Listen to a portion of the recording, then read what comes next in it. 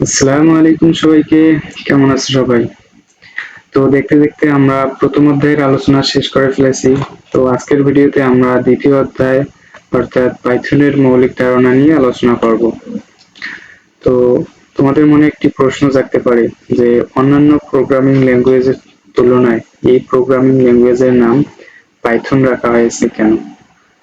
আমরা তো জানি পাইথনের বাংলা হচ্ছে অজগর সাপ। তাহলে কি অজগর সাপ থেকে পাইথন নামটি এসেছে? অবশ্যই না।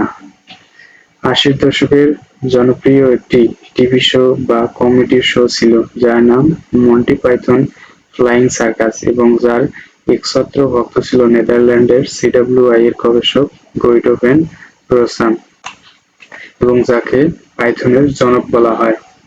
অর্থাৎ গৈডো ভ্যান রোসাম তিনি মূলত এই জনপ্রিয় comedy show Monty Python Flying Circus থেকে তার প্রোগ্রামিং ল্যাঙ্গুয়েজের নাম দেন পাইথন প্রোগ্রামিং।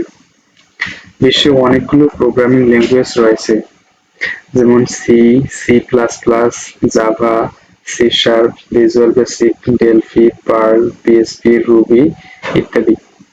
এবং প্রতিনিয়তই নিত্য নতুন নানা প্রোগ্রামিং ল্যাঙ্গুয়েজ তৈরি হচ্ছে। তবে সকল প্রোগ্রামিং ল্যাঙ্গুয়েজ প্রোগ্রামারদের কাছে জনপ্রিয় হতে পারেনি। তার মধ্যে যদিও পাইথন জনপ্রিয়তা পেয়েছে, এর কারণ হলো পাইথন একটি high level object oriented general purpose interpreted interactive এবং সহজ কথায় বলতে গেলে পাইথন একটি সহজবোধ্য ও উদ্দেশ্য কেন্দ্রিক প্রোগ্রামিং ল্যাঙ্গুয়েজ, যা অন্যান্য প্রোগ্রামিং ল্যাঙ্গুয়েজের তুলনায় কিছুটা সহজ এবং এই প্রোগ্রামিং ভাষায় কোড রচনা করাও কিছুটা সহজ। এই কারণে মূলত পাইথন প্রোগ্রামিং প্রোগ্রামারদের কাছে একটু বেশি জনপ্রিয়। এবং ২০১৮ সালে IEEE নামে যে আন্তর্জাতিক সংস্থাটি রয়েছে তা মূলত এই সময়ের জনপ্রিয় প্রোগ্রামিং ল্যাঙ্গুয়েজ হিসাবে পাইথন প্রোগ্রামিংকে স্বীকৃতি দেয়।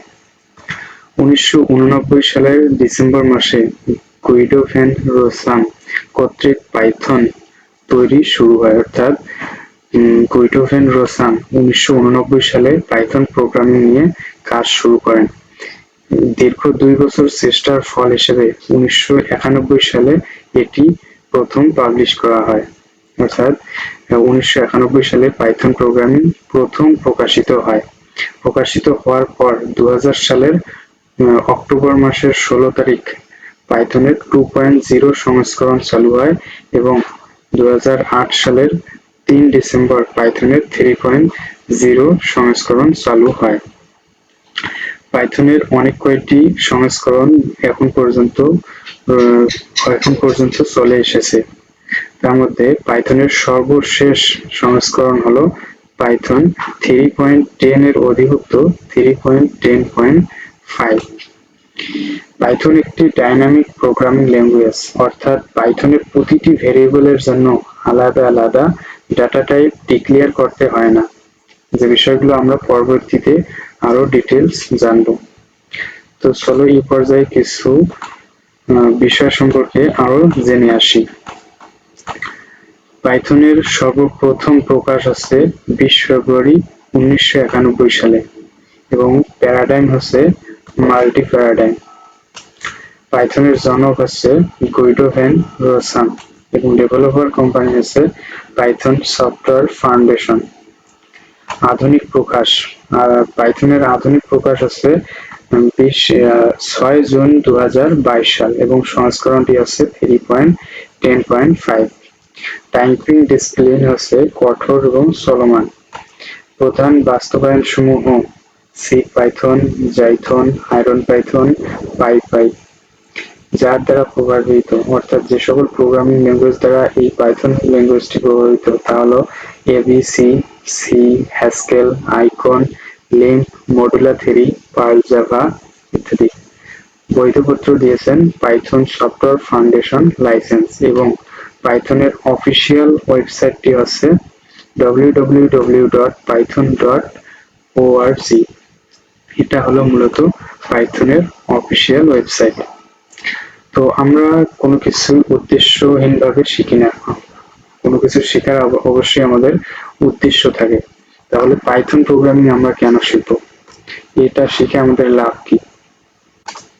অ্যান্ড্রয়েড অ্যাপ ডেভেলপ করা যায়, অর্থাৎ মোবাইল অ্যাপ্লিকেশনের জন্য যে সকল অ্যাপ আমরা ব্যবহার করি সকল ধরনের অ্যাপ এই পাইথন প্রোগ্রামিং এর দ্বারা তৈরি করা যাবে।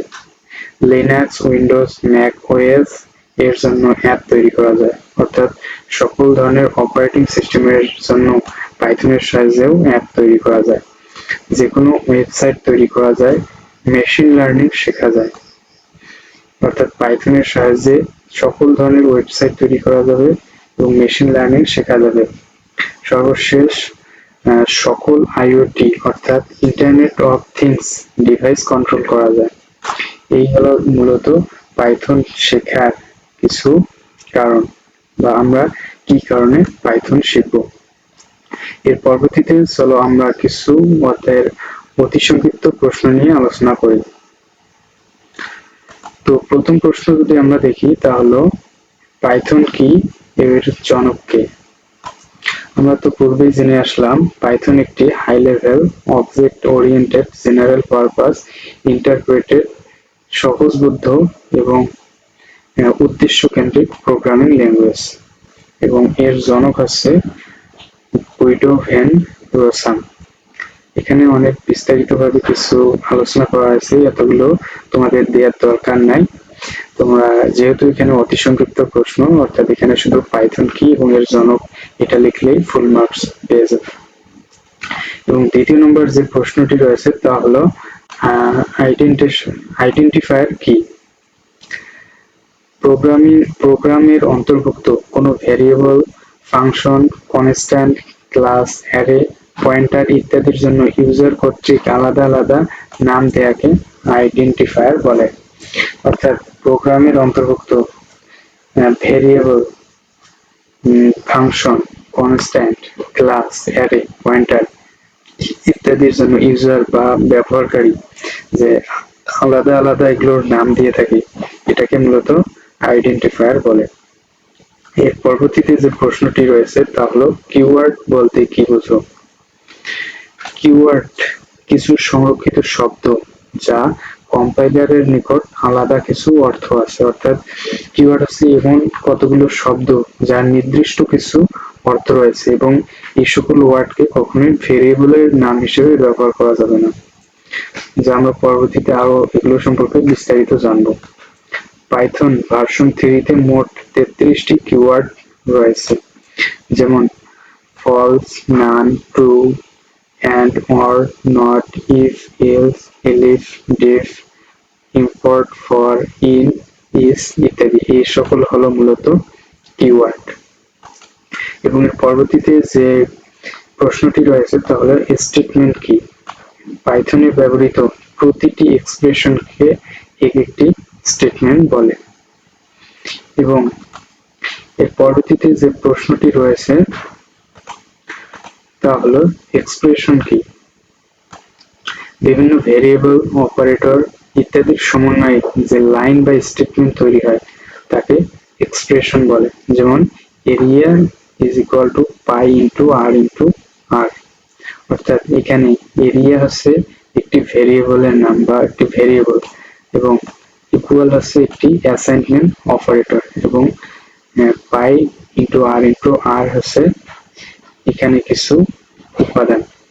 তাহলে আমরা বলতে পারি ভেরিয়েবল, অপারেটর ইত্যাদির সমন্বয়ে যে সকল লাইন বা স্টেটমেন্ট তৈরি হয় তাকে এক্সপ্রেশন বলে। অর্থাৎ এই সকল কিছুর সমন্বয়ে যে একটি স্টেটমেন্ট তৈরি হয়েছে এটাকেই মূলত এক্সপ্রেশন বলে। এর পরবর্তীতে যে প্রশ্নটি রয়েছে তা হলো লাইন বলতে কি বোঝো? পাইথন প্রম্পট এর ডানে আমরা যে সকল স্টেটমেন্ট লিখি তাকে লাইন বলে। অর্থাৎ আমরা যখন পাইথন লিখবো তখন আমরা দেখতে পারবো পাইথন প্রম্পটের ডানে আমরা যে সকল কিছু লিখবো বা যে সকল স্টেটমেন্ট লিখবো সবকিছুকেই আমরা লাইন বলবো। এবং সর্বশেষ যে প্রশ্নটি রয়েছে তা হলো আইডেন্টিফিকেশন বলতে কি বোঝো? অর্থাৎ কোনো স্টেটমেন্টের শুরুতে এক ট্যাব বা 4 স্পেস পরিমাণ ফাঁকা জায়গা রাখাকে আইডেন্টেশন বা মার্জিং বলে।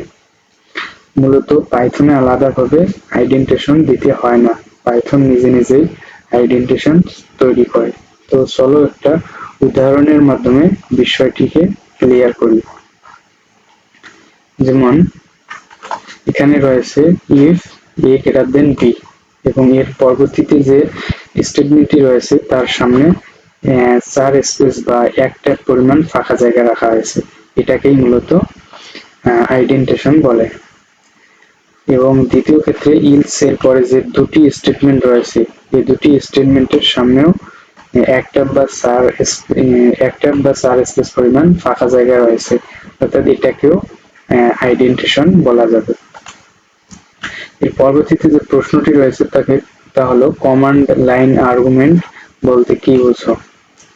অর্থাৎ কলকৃত কোনো আর্গুমেন্টকে প্রোগ্রামে পাঠানোর প্রক্রিয়াকে কমান্ড লাইন আর্গুমেন্ট বলে। এবং সর্বশেষ যে প্রশ্নটি রয়েছে তা হলো পাইথনে কোটেশন চিহ্ন ব্যবহার করা হয় কেন?